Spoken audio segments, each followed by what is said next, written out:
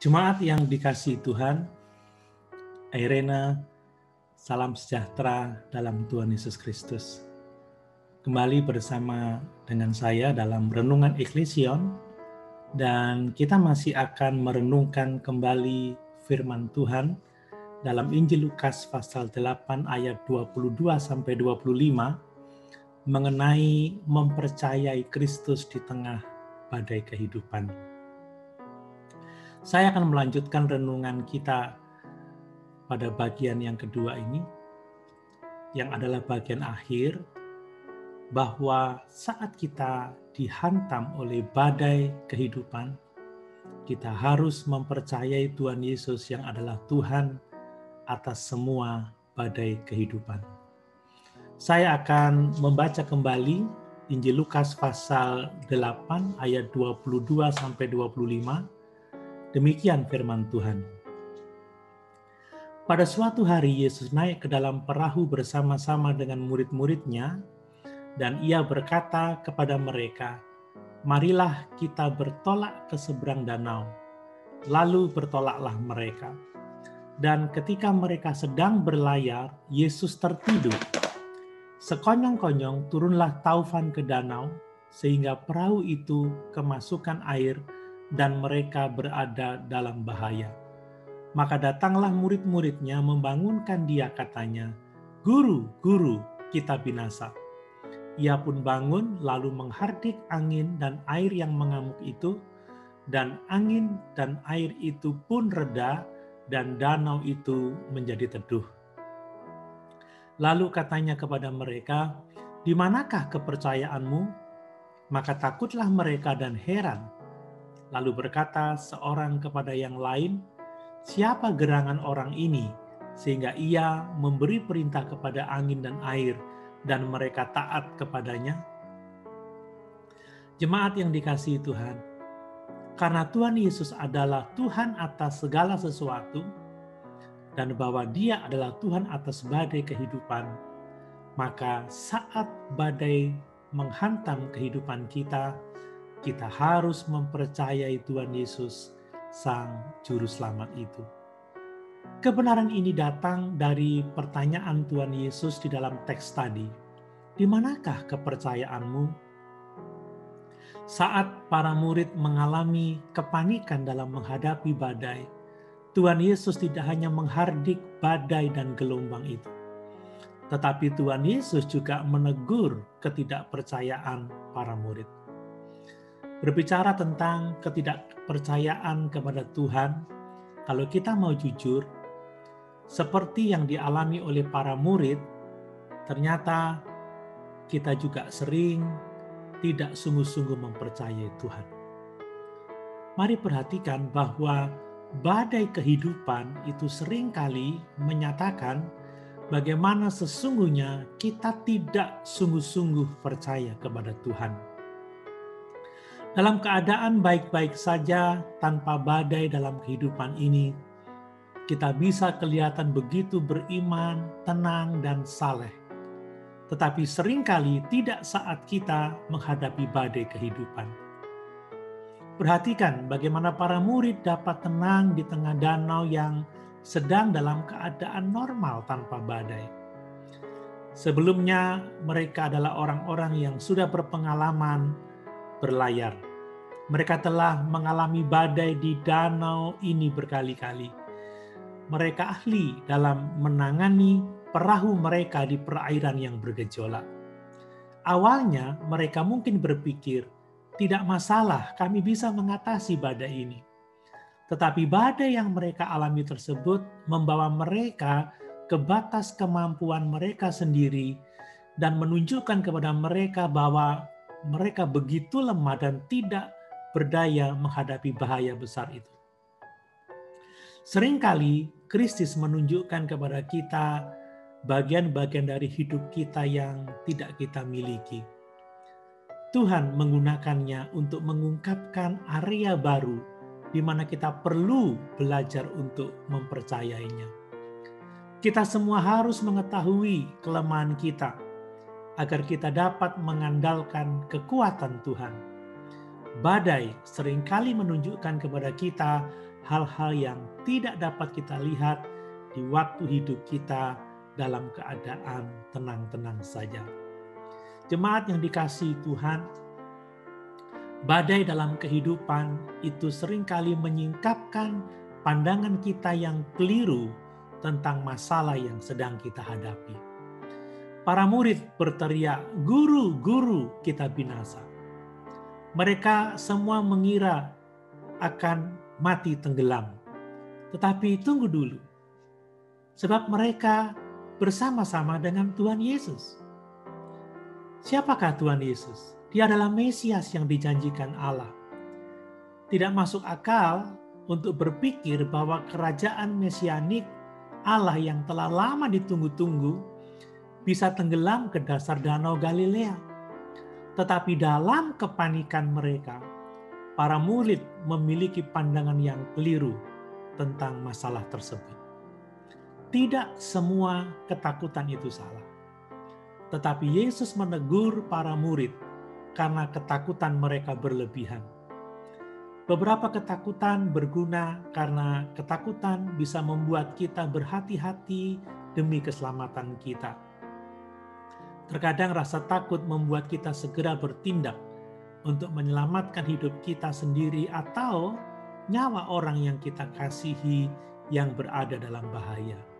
Tetapi rasa takut yang berlebihan akan menjadi sangat salah jika rasa takut itu menyebabkan kita panik sehingga kita melupakan Tuhan yang mengasihi kita.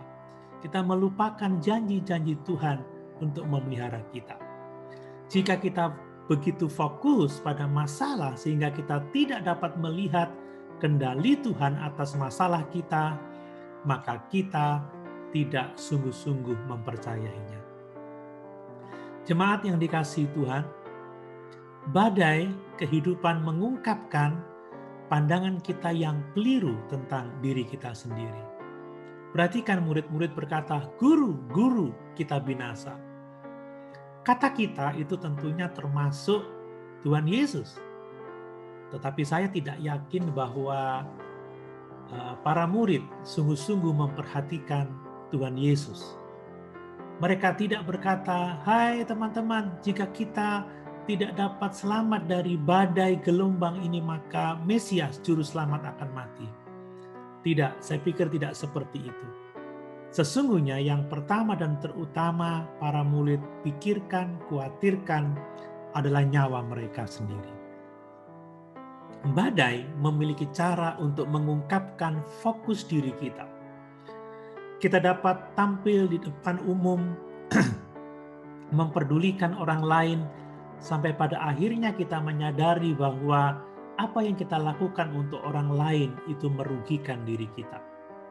Pada saat itu tiba-tiba setiap orang berpikir untuk dirinya sendiri.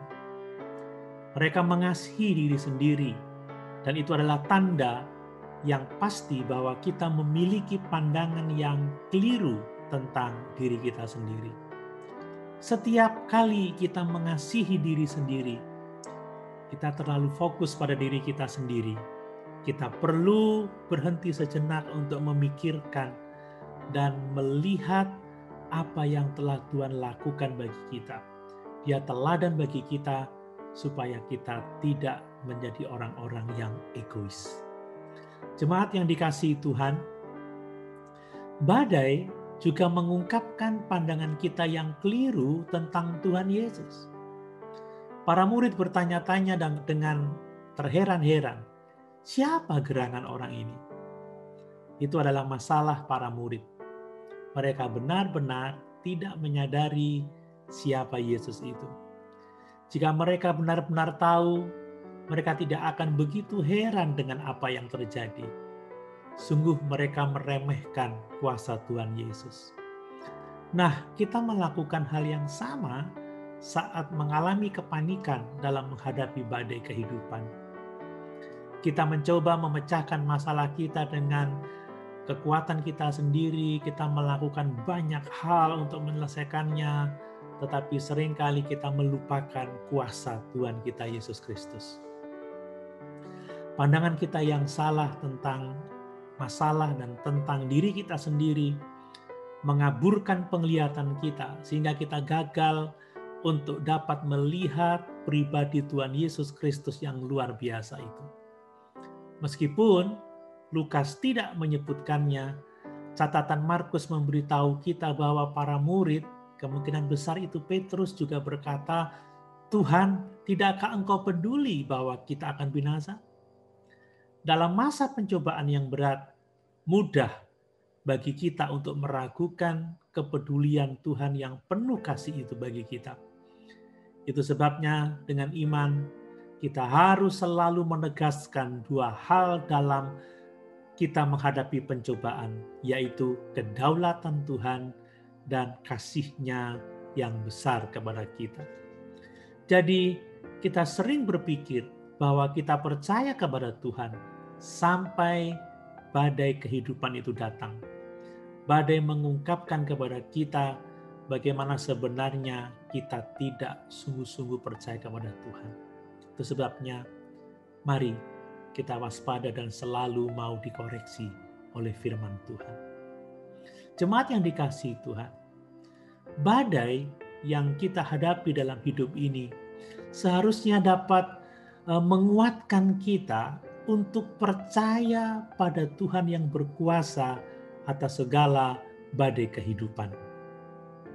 Para murid mungkin protes, "Kami percaya kepada Tuhan. Kami memanggil Dia dan meminta pertolongannya." Tetapi sesungguhnya mereka tidak benar-benar meminta pertolongan Tuhan dengan iman, atau bahwa mereka tidak sungguh-sungguh percaya kepada Yesus untuk menolong mereka. Jika tidak demikian, tentunya Yesus tidak akan bertanya kepada mereka atau tidak mengatakan sesuatu ini, "Di manakah kepercayaanmu?" Yang paling mereka butuhkan dalam situasi yang sulit, yang menakutkan, adalah percaya kepada Tuhan yang berkuasa itu. Jemaat yang dikasihi Tuhan, percaya kepada Yesus adalah satu hal yang paling kita butuhkan dalam menghadapi badai gelombang dalam kehidupan kita. Sayangnya kita cenderung tidak mempercayai Tuhan dalam masa-masa sulit. Kita mengandalkan kekuatan kita sendiri. Banyak orang yang mencemooh para pendeta jika memberi nasihat untuk percaya kepada Tuhan. Seolah-olah mempercayai Tuhan itu adalah nasihat yang tidak berguna. Tetapi mempercayai Tuhan adalah suatu hal yang sangat penting, yang sangat berguna dalam masa-masa krisis kita. Karena itulah yang menopang banyak kehidupan orang-orang kudus dalam masa perjanjian baru, dalam menghadapi banyaknya pencobaan yang sangat mengerikan selama berabad-abad. Jika kita tidak tahu bagaimana mempercayai Tuhan dalam menghadapi badai kehidupan, kita perlu belajar, karena kita diperintahkan untuk berjalan dalam iman dan dibangun di dalam iman. Jemaat yang dikasihi Tuhan, semakin kita mengenal Tuhan dengan baik, semakin kita dapat mempercayainya dengan baik juga. Perhatikan murid-murid bertanya, "Siapa gerangan orang ini?" Ini adalah pertanyaan penting. Jelaslah bahwa Tuhan Yesus adalah sepenuhnya manusia. Dia memiliki tubuh yang sangat lelah sehingga dia bisa tertidur di tengah badai ini. Kemanusiaan Yesus Kristus yang seutuhnya seharusnya menjadi penghiburan yang luar biasa bagi kita ketika kita menderita karena kelemahan tubuh kita ini. Dalam Ibrani pasal 4 ayat yang ke-15 dituliskan, "Sebab imam besar yang kita punya bukanlah imam besar yang tidak dapat turut merasakan kelemahan-kelemahan kita. Sebaliknya sama dengan kita, ia telah dicobai, hanya tidak berbuat dosa."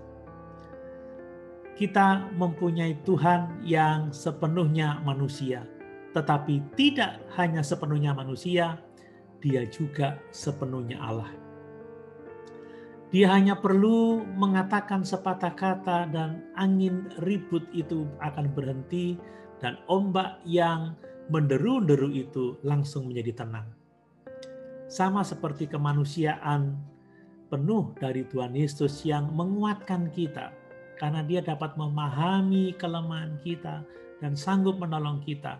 Demikian juga kealahannya seharusnya juga dapat menguatkan kita di dalam menghadapi masa-masa sukar, sebab Dia sanggup, Dia berkuasa untuk menolong kita dari dalam badai.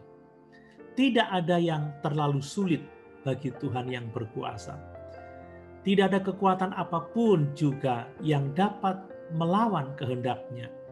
Semakin baik kita mengenal Dia, semakin baik kita dapat mempercayainya dalam pencobaan hidup kita. Jemaat yang dikasihi Tuhan, semakin besar badai kehidupan yang kita hadapi, semakin Tuhan dimuliakan saat kita sungguh-sungguh mempercayainya. Kita perlu selalu ingat bahwa tujuan utama manusia bukanlah untuk memanfaatkan Tuhan bagi kepentingan kita, bagi kebahagiaan kita sendiri. Tetapi tujuan utama manusia adalah untuk memuliakan Tuhan. Tidak peduli apapun yang terjadi pada kehidupan kita. Badai gelombang mengungkapkan kemuliaan Kristus dengan cara yang sangat luar biasa kalau kita sungguh-sungguh percaya kepadanya. Tetapi jika tidak, maka apa yang kita alami tidak akan memuliakan Tuhan. Para murid melihat sekilas kuasa kemuliaan Yesus, bahwa Ia memberi perintah kepada angin dan air dan mereka taat kepadanya. Semakin besar masalah yang kita hadapi, semakin Tuhan dimuliakan, semakin Tuhan diagungkan saat kita sungguh-sungguh mempercayai Dia. Jemaat yang dikasihi Tuhan, semakin kita mempercayai Tuhan Yesus dalam menghadapi badai kehidupan ini, semakin kita akan mengenalnya dan dapat mempercayainya pada badai-badai yang akan datang. Angin dan air mentaati Tuhan Yesus tanpa pertanyaan apapun juga. Tetapi bagaimana dengan kita? Kita selalu saja punya pilihan. Sayangnya kita sering gagal untuk mentaati dan mempercayai Tuhan. Tetapi perhatikan bahwa pertama-tama para murid takut akan badai. Kemudian mereka takut akan Tuhan. Ketakutan mereka akan badai itu karena kurangnya kepercayaan mereka. Ketakutan mereka akan Tuhan berasal dari kesadaran baru bahwa Tuhan adalah penuh kuasa dan maha dahsyat. Iman kepada Tuhan bukanlah hal yang otomatis. Itu adalah suatu yang harus kita pilih untuk dilakukan. Seringkali dalam menghadapi keadaan luar biasa yang tampaknya memaksa kita untuk berkata, Tuhan tidak peduli pada kita. Dia bahkan tidak ada saat kita menghadapi pencobaan yang berat ini.